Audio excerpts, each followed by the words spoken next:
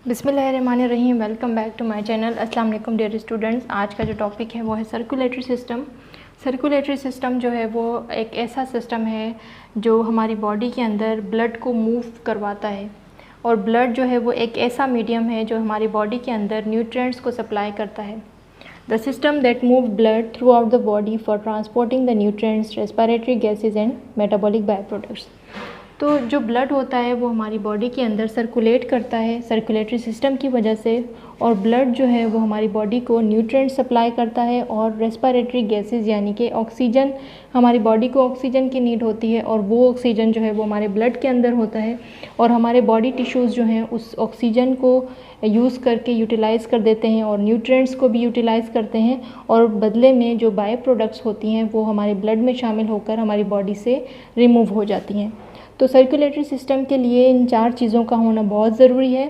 First, जो blood है वो एक फ्लूइड है जो कि हमारी पूरी बॉडी में सर्कुलेट करता है। सबसे मेन चीज़ जो है वो ब्लड। सेकंड जो है वो हमें एक पंपिंग ऑर्गन की ज़रूरत होती है, यानी कि इस ब्लड को पुश करने के लिए हार्ट का होना ज़रूरी है। थर्ड वन जो है वो ब्लड वेजल्स, जो ये ब्लड फ्लो होंगी जिसके अंदर वो वेजल्स होंगी, यानी कि पतली पतली नालियाँ होती हैं जिनको हम ब्लड वेजल्स कहते हैं, जिसके अंदर ब्लड फ्लो करता है, वो आर्टरीज़, वेंस और कैपलरीज़ होती हैं। और नंबर 4 पर जो है वो वेल्व्स का होना ज़रूरी है। वेल्व्स जो होती हैं वो बैकवर्ड फ़्लो को रोकती हैं, यानी कि ब्लड जो है वो बैकवर्ड फ़्लो ना हो उसको प्रिवेंट करने के लिए वेल्व्स जगह जगह प्रेजेंट होती हैं। तो सर्कुलेटरी सिस्टम के 2 टाइप होते हैं, एक ओपन टाइप और एक क्लोज टाइप। तो डायग्राम से ही आप लोगों को समझ में आ जाएगा कि ओपन सर्कुलेटरी सिस्टम क्या है और क्लोज सर्कुलेटरी सिस्टम क्या है। हार्ट से जब ब्लड फ्लो करता है तो यहाँ पर हार्ट के पास वेल्व्स लगी होती हैं जो कि ब्लड के बैकवर्ड फ्लो को रोकती हैं। फिर ये ब्लड जो है वो मूव करता है, और ये जो ब्लड होता है ये हेमोलिम्फ होता है। इस ब्लड को हम हेमोलिम्फ कहते हैं, यानी कि ज़्यादातर ये अगर आपने कॉकरोच में देखा होगा, कॉकरोच को अगर आप मारा तो होगा ही आपने, कॉकरोच को अगर हम मारेंगे तो उसके अंदर से जो वाइटिश फ्लूइड निकलता है, थिक पेस्ट होता है, वो दरअसल उनका ब्लड होता है जिसको हेमोलिम्फ कहते हैं। वो वाइटिश पार्ट जो होता है वो हेमोलिम्फ ही होता है। तो ज़्यादातर ओपन सर्कुलेटरी सिस्टम जो है वो आर्थ्रोपोड्स में देखा गया है। तो जो ब्लड फ्लो करता है वो डायरेक्टली बॉडी टिश्यूज़ के अंदर गिरता है, यानी कि जो ब्लड वेजल्स के अंदर जो ब्लड होता है वो आपस में कनेक्टेड नहीं होता, वो दूसरे मीन्स के बीच में कैपलरीज नहीं होती, और वो डायरेक्ट बॉडी टिश्यू के अंदर फ्लो करता है, और बॉडी टिश्यूज़ जो हैं वो उनसे उस ब्लड के अंदर से न्यूट्रिएंट्स को यूटिलाइज़ कर देती हैं, और फिर वो ब्लड जो है वो दोबारा दूसरे वेजल से ही हार्ट की तरफ जाता है। तो ये ओपन टाइप इसलिए हुआ क्योंकि यहाँ पर बीच में जो ब्लड है वो आपस में मिक्स नहीं होता, यानी कि ब्लड कैपलरीज़ के ज़रिए आपस में क्लोज्ड नहीं है, तो वो जो है वो डायरेक्टली बॉडी के अंदर फ्लो हो रहा है और फिर बॉडी से दोबारा हार्ट के अंदर जा रहा है।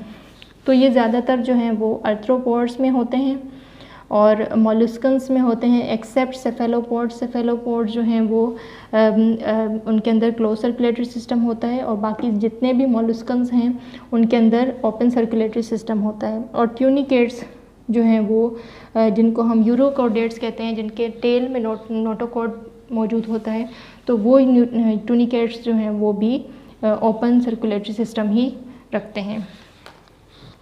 ओपन सर्कुलेटरी सिस्टम के अंदर जब हार्ट ब्लड को पंप करेगा तो ब्लड जो है वो टिश्यूज़ के अंदर फ्लो नहीं होंगे। ये मेन डिफरेंस है ओपन और क्लोज टाइप का। ओपन के अंदर जो है वो ब्लड जो है वो डायरेक्टली टिश्यूज़ के अंदर फ़्लो कर रहे थे, बट यहाँ पर ब्लड डायरेक्टली टिश्यूज़ के अंदर फ़्लो नहीं होंगे।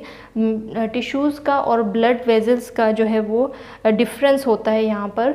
और टिश्यूज़ जो है यहाँ पर बीच में कैपलरीज़ होती हैं टिश्यूज़ के सराउंडिंग्स पे, जिसके ज़रिए टिश्यूज़ और ब्लड के अंदर exchange of gases, exchange of nutrients जो हैं वो इन कैपलरीज़ की वजह से होती हैं। फिर वही कैपलरीज़ जो हैं वो वेजल्स के साथ कनेक्टेड होती हैं जो को वेंस कहलाती हैं, और वो वेंस जो हैं वो दोबारा डीऑक्सीनेटेड ब्लड को हार्ट की तरफ पंपिंग के लिए ले जाती हैं। तो इस तरह से क्लोज सर्कुलेटरी सिस्टम को हम कंप्लीट पढ़ेंगे। नेक्स्ट लेक्चर में डिस्कस करेंगे इनको एक्सप्लेन से। तो समझाने का मकसद ये था कि ओपन और क्लोज के अंदर सिर्फ इतना डिफरेंस है कि ओपन सर्कुलेटरी सिस्टम के अंदर जो है ब्लड डायरेक्टली बॉडी टिश्यूज़ के अंदर फ्लो करता है, बट यहाँ पर क्लोज सर्कुलेटरी सिस्टम के अंदर ब्लड डायरेक्टली टिश्यूज़ के अंदर फ्लो नहीं करता। ब्लड जो है वो ब्लड वेजल्स के अंदर इनक्लोज्ड होता है, इस वजह से इनको क्लोज सर्कुलेटरी सिस्टम कहा जाता है।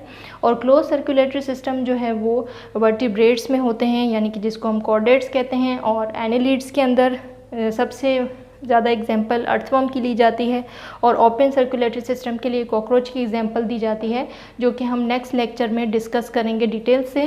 और सेफेलोपोड्स यानी कि जो मोलस्कन्स जितने भी थे वो ओपन सर्कुलेटरी सिस्टम में थे, और मोलस्कन्स में एक ऐसी क्लास है सेफेलोपोड्स जिसके अंदर स्क्विड वगैरह और ऑक्टोपस वगैरह आ जाते हैं, तो वो जो है वो क्लोज सर्कुलेटरी सिस्टम रखते हैं, जिसकी वजह से उनको इन क्लोज सर्कुलेटरी सिस्टम में ऐड किया गया है। तो आज का लेक्चर यही था। अगर इस हवाले से अगर कोई क्वेश्चंस आप लोगों ने करने हैं तो कमेंट सेक्शन में कर सकते हैं। Thank you so much for watching. अल्लाह हाफिज़।